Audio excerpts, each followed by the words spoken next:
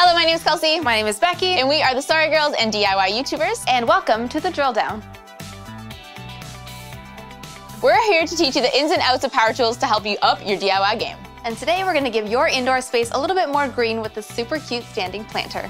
Standing planters are so in right now. Pop in a few succulents and you have yourself a major home decor photo op. But why buy one when you can DIY one? Okay, we've used the table saw before and gone over a lot of the basics of safety around this guy, but you can never be too safe, so let's review. Make sure that you check all of your safeties before even plugging in your table saw.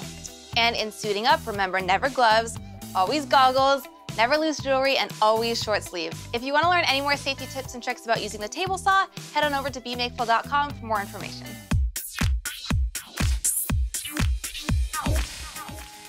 So now that we're suited up and safe, let's get into making this planter. So the first step is to make sure that your table saw is set to 0 degrees on the angle.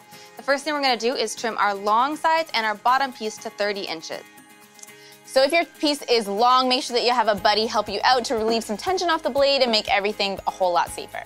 So let's talk about kickback. Kickback is when your wood all of a sudden propels back to you when you're cutting, and that of course is not ideal. So make sure you have a riving knife. That's going to split the wood as you cut and make sure it stays apart and does not kick back. Ready, buddy? Mm-hmm.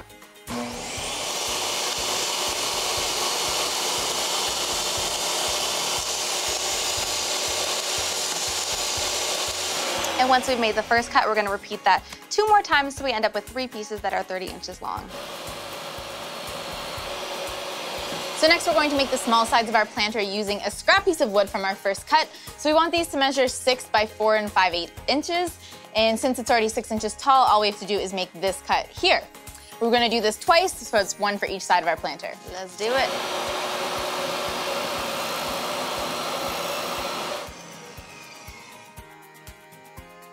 So now we're going to start assembling all of our planter box pieces together. So the next step is to drill some pilot holes so that we don't split the wood when we screw in our wood screws. We're going to do 2 here, 3 along the bottom, and 2 on this side here.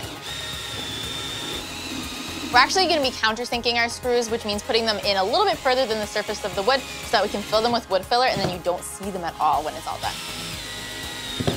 Now we can flip it over and repeat the same screwing process on the other side. Now it's time to fill our holes with some wood filler and then let it dry for about 15 minutes.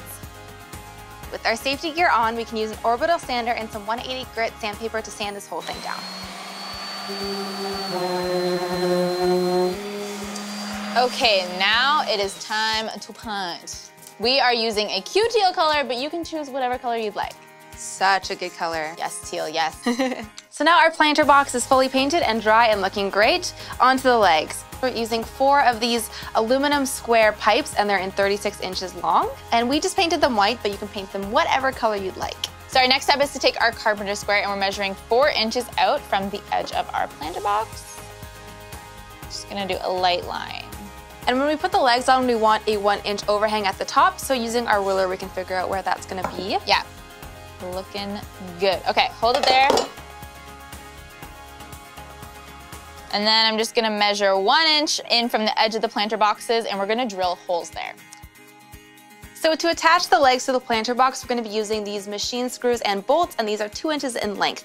So to drill the holes for these machine screws, we're gonna be using a drill bit that is a wood and metal drill bit. And we wanna make sure the size of this drill bit is exactly the size of our bolts so they're not loose or too tight. All right, we touched up our bolt heads with some white paint, but you can also leave them as they were. And next we're gonna line the planter box with some plastic and staple it in place to keep any water from dripping through. So this is a heavy-duty plastic drop cloth that we are cut to size. We're just going to lay it in here. And then we have this stapler and we're just gonna staple the plastic up to the edge of the planter. We're just gonna trim the extra plastic and then we can add in our soil and our plants. Those are so cute. And voila, a finished planter with your own personal touch, your choice of paint, your choice of plants, and for a final little polish, you can also add colored rocks or sand on top. Thanks so much for watching, guys. And make sure you follow @BeMakeful and check out bemakeful.com for more DIY projects just like this. And if you do make this project, make sure to use the hashtag #TheDrillDown so we can see it. If you want to see more of us, you can check us out at youtube.com/thestarygirls. Thanks. Bye. Bye.